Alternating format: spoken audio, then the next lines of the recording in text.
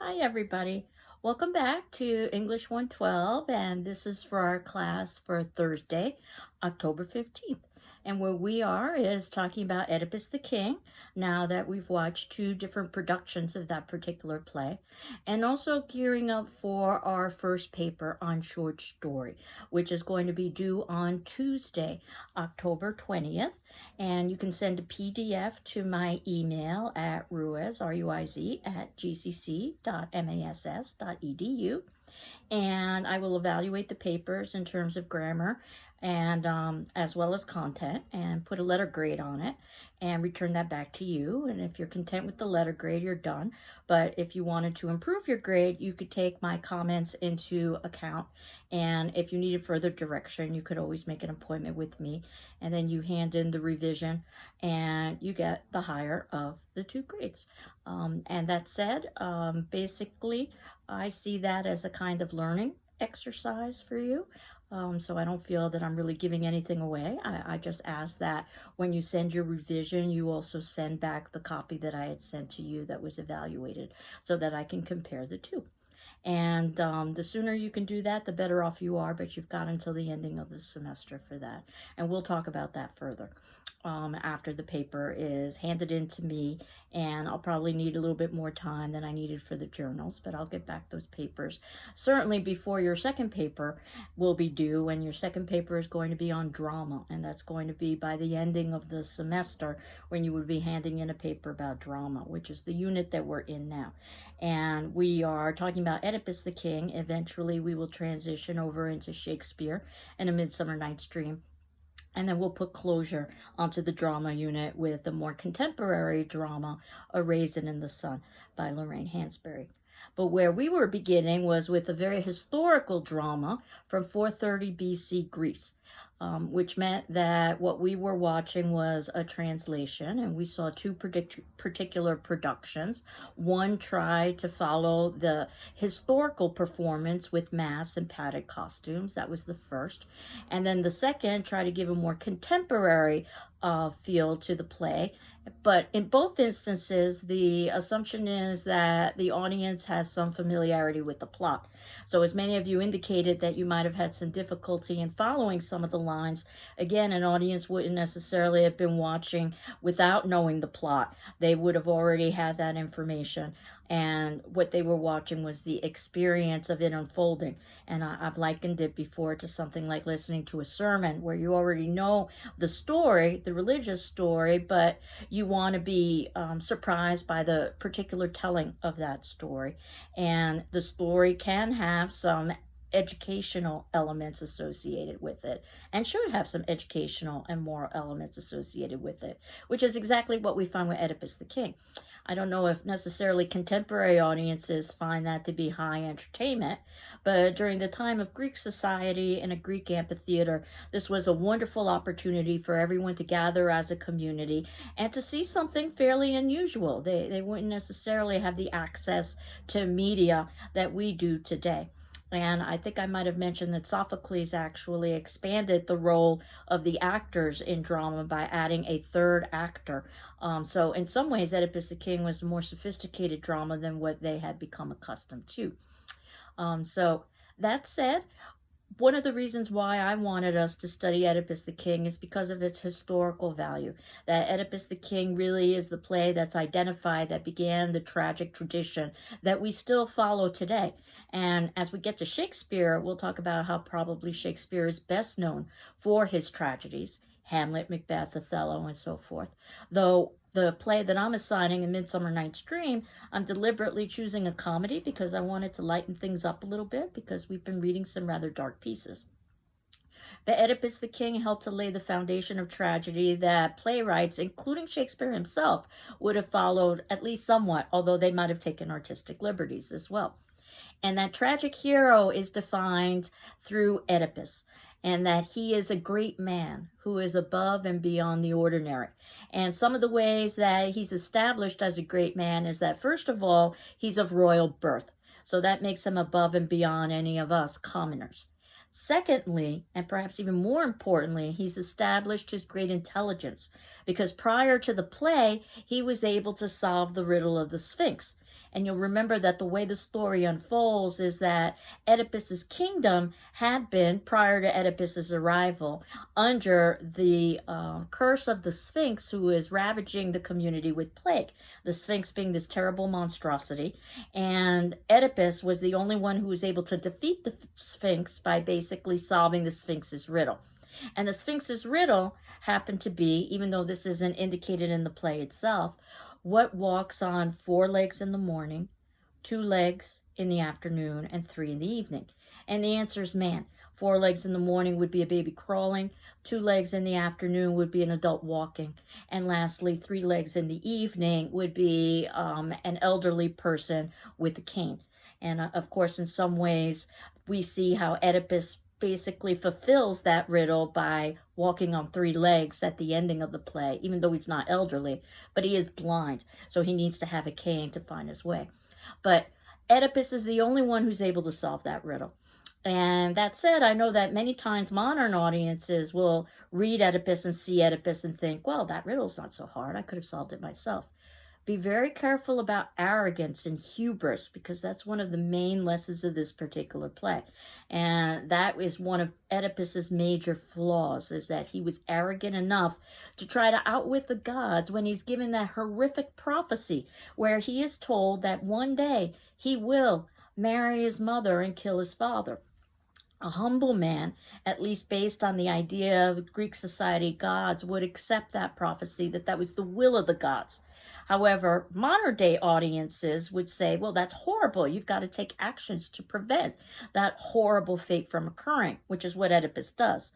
And quite frankly, so do Oedipus's parents, because when Oedipus is a baby, his parents consult an oracle and they're told the very same thing. And rather than humbly accepting their fate, they decide that they need to take action to have Oedipus killed. Of course, what ends up happening, and we find out all of this through exposition and backstory, Oedipus isn't killed as a baby, but instead he's found and he's given to another kingdom and raised by the king and queen as their biological child. So when Oedipus is a man and is given the prophecy that he will kill his father and marry his mother, he assumes that that means the people have raised him, because he believes they are his biological parents. So he leaves the kingdom, and through a series of events, he ends up indeed killing a man who is his biological father and marrying a woman who is indeed his biological mother. And this gets into the rather twisted idea of fate. Is fate something that's predetermined?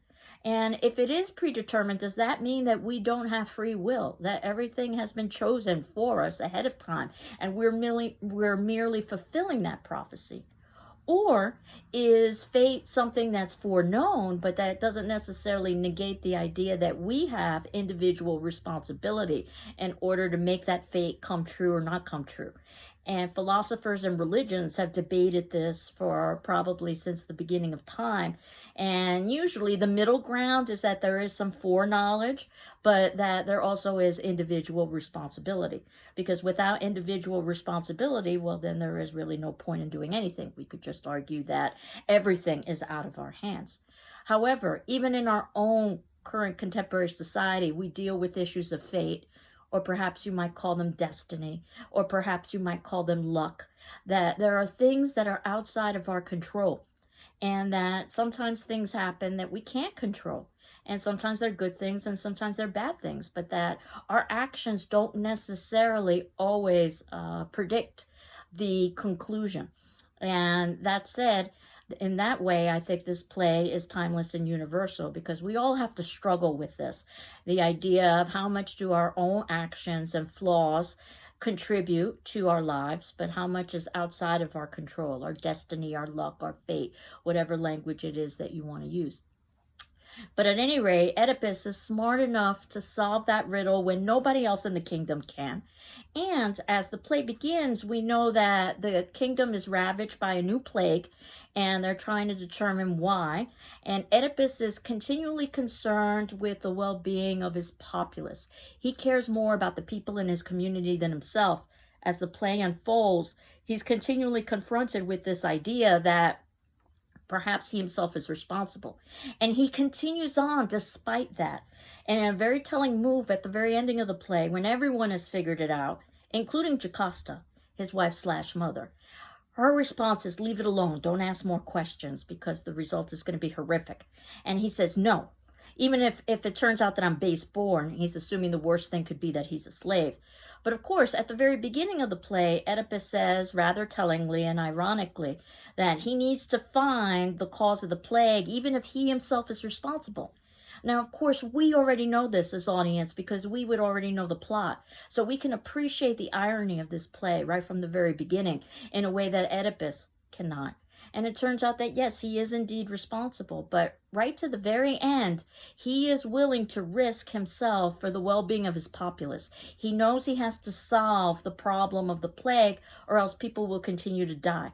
This is the exact opposite approach of Jocasta, who decides ultimately let the people suffer and die rather than to have to admit that Oedipus is her son/husband.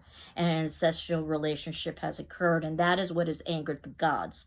And keep in mind, this is a society of gods in the plural. So, we know that Oedipus experiences a downfall, which is what you would expect in a tragedy. And the downfall is pretty obvious. He has committed incest, so he's offended the gods. His community is ravaged by plague. This is one of the ways that everyone is punished. And he loses his kingdom. In effect, in another ironic way, Oedipus, in a fit of paranoia, accuses his brother-in-law, Creon, of trying to lie and steal the kingdom from Oedipus. And Creon very tellingly says, I wouldn't want the kingdom. I've got everything now, all the perks of being part of the royal family without any of the great responsibilities that comes with it. But it turns out that at the very ending of the play that Creon does indeed become the king and exiles Oedipus.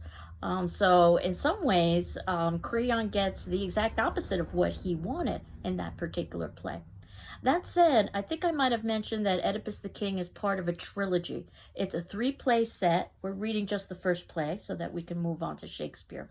The second play is entitled Antigone, and it happens to be the story of Oedipus's daughter, now an adult, and King Creon, because you'll remember at the very ending of the play, Oedipus has relinquished his kingdom to Creon.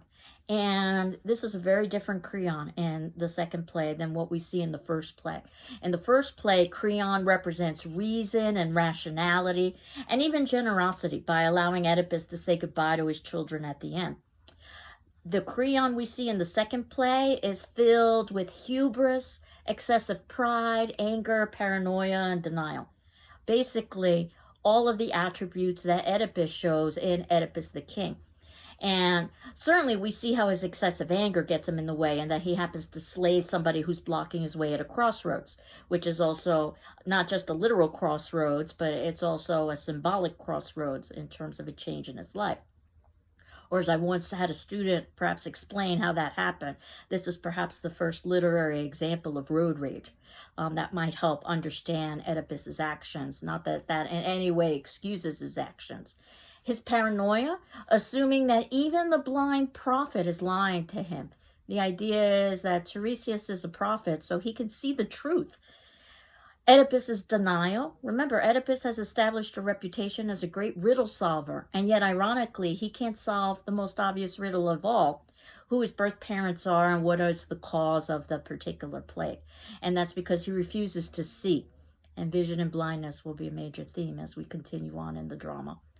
But his biggest sin is hubris and excessive pride. And this is where it's hard for modern day audiences to understand that his decision to try to outwit the gods, to prevent the prophecy from occurring, is what actually brings the prophecy about. And this goes all the way back to Oedipus's parents when they are told the same prophecy and they decide to take action by trying to have that baby killed. So, would any of this have happened if any of these characters had decided to just meekly accept their fate? We can never know for certain, but what we do know for certain is that by taking action against their fate, they bring it about.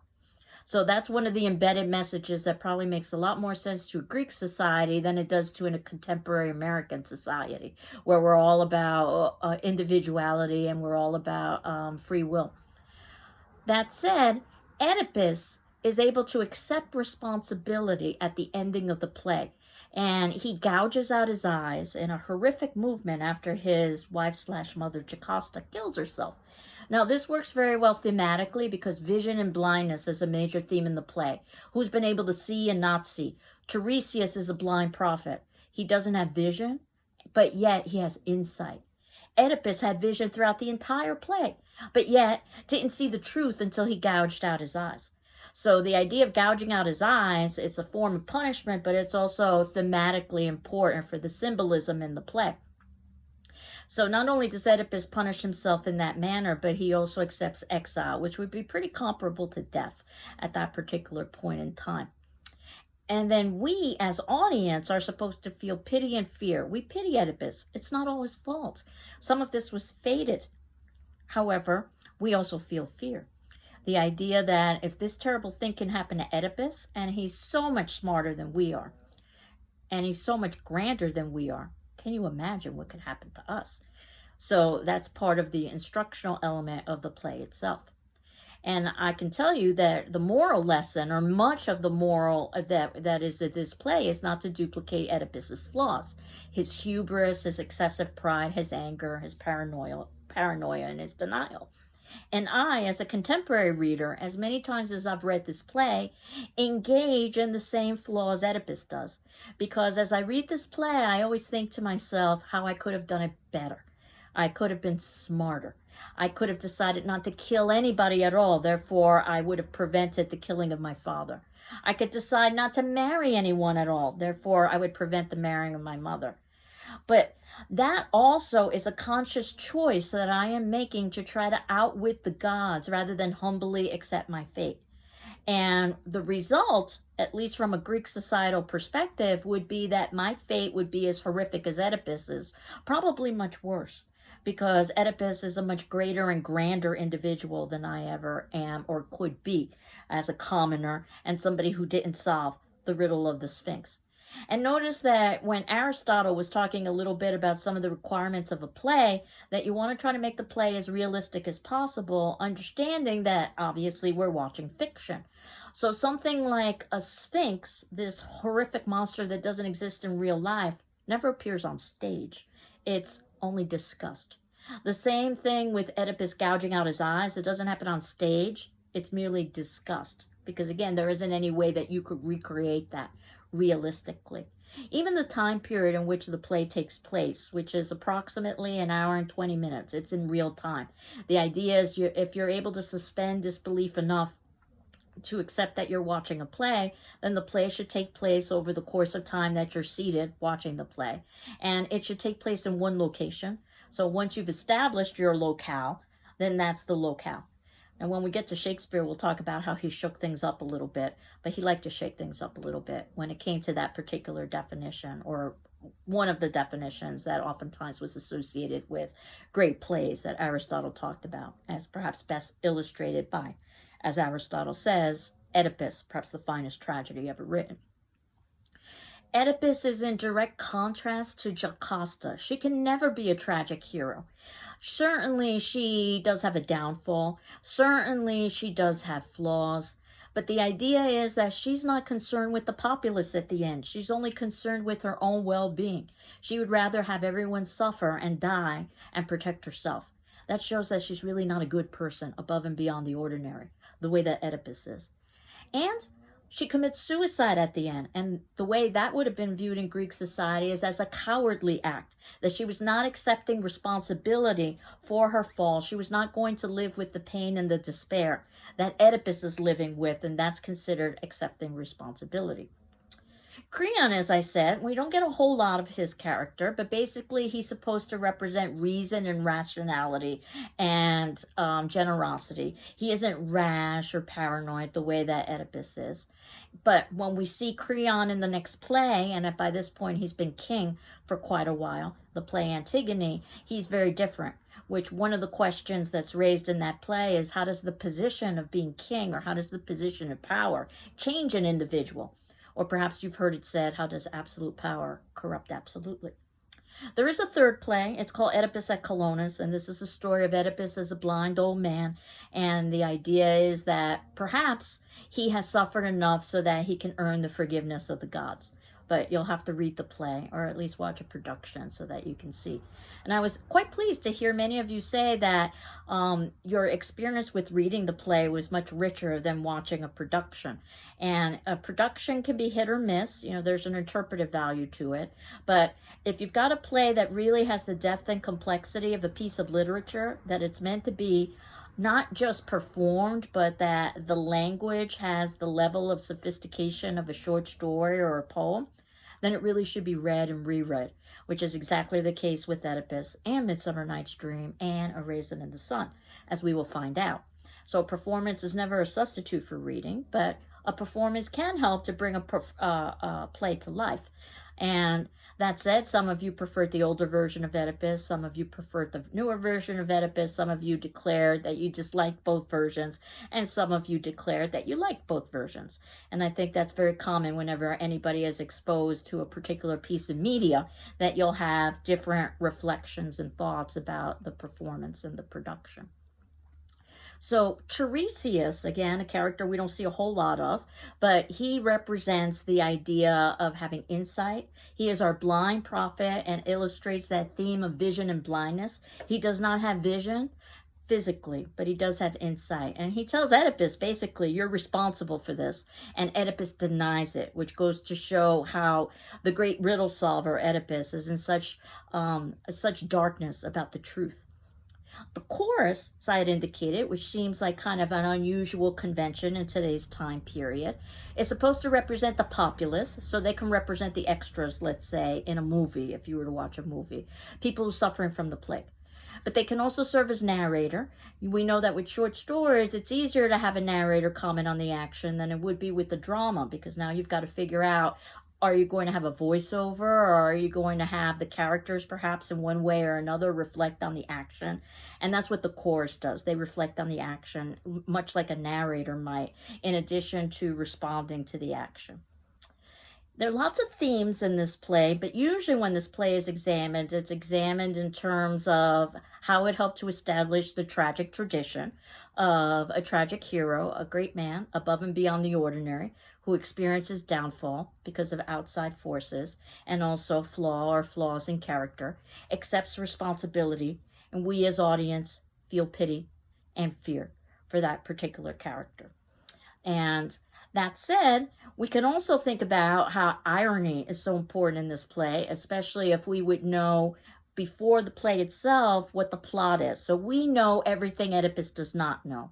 And we see throughout the course of the play how every single character figures it out before Oedipus, again, illustrating his blindness. So vision and blindness and light and dark. There are lots of light and dark references. Now, since we're reading a translation, things can get a little bit tricky because this was ultimately written in Greek poetry. So when you're doing an English translation, you're trying to keep to the same content, but you're also trying to keep to the sound of the words, which is what poetry is. It's about sound. So it's a tricky thing to do.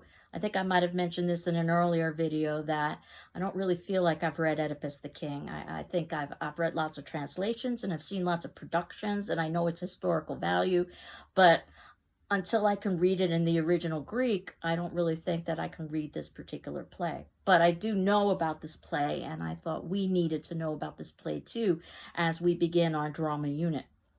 So, for paper number 1, as you know, you're not writing about drama, you're writing about short story. And that happens to be due this upcoming Tuesday on the 20th. And I asked you to send a PDF to my email, ruiz@gcc.mass.edu. And if you need additional time with your paper, just ask me for an extension and I'll be happy to grant it to you. And I thought that could be today's attendance question because this will be the last class probably before you start handing in your assignment. So your attendance question via the class discussion forum on Friday, October 16th at 10 a.m. is what questions, if any, do you have about paper number 1? And you can hand in that paper number 1 on Tuesday on the 20th. I would take it up until midnight. And again, if you need an extension, just ask me and I'll be happy to grant it to you. What this means for us is that we're putting some closure to our first play, Oedipus, and we're moving to our second. That means we have to talk about a new dramatist. That happens to be William Shakespeare. and we are going to be watching a performance of and discussing the play A Midsummer Night's Dream.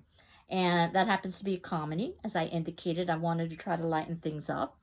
Also, A Midsummer Night's Dream is perhaps a play that you've had prior experience with, perhaps on the high school level, either reading it or performing in it or both. It happens to be a classic in terms of that level, so that might make the experience easier for you.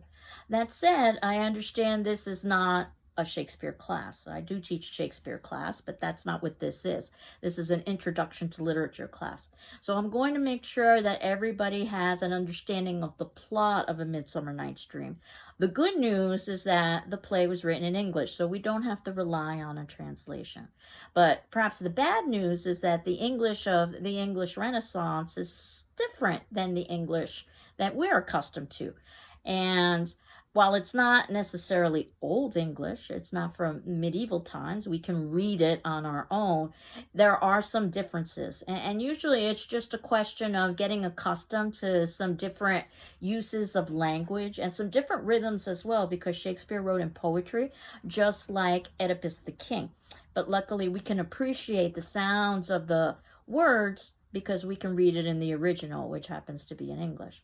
But I'll make sure that we get a sense of plot, and what you will see with The Midsummer Night's Dream is that we have a much more sophisticated and complex play than what we did with Oedipus the King. And that's illustrative of how drama basically progressed over time. And then eventually, and you can see that I've got multiple classes devoted to A Midsummer Night's Dream so that we can watch a performance and we can also talk about the play and so forth. Then we will end with a contemporary play that's called Raisin in the Sun. I suspect that will be a rather easy reading and watching experience for you compared to the other two plays because it's set in the United States during our time period or close enough to our time period. So I think it'll seem very contemporary to you. And then after we're done with all three of those dramas, we'll talk about writing assignments for drama, both informal writing assignment, a journal, and then eventually a paper as we progress forward for the last part of the semester about poetry. But that's where we are now, and please answer the attendance question. If you've got any questions about the paper, this is the time to ask. If you don't have any questions, just say, I don't have any questions. That would be lovely, and that would satisfy your attendance requirement. I hope you're well. I'm well. And next class, we'll begin Shakespeare. Take care. Bye-bye.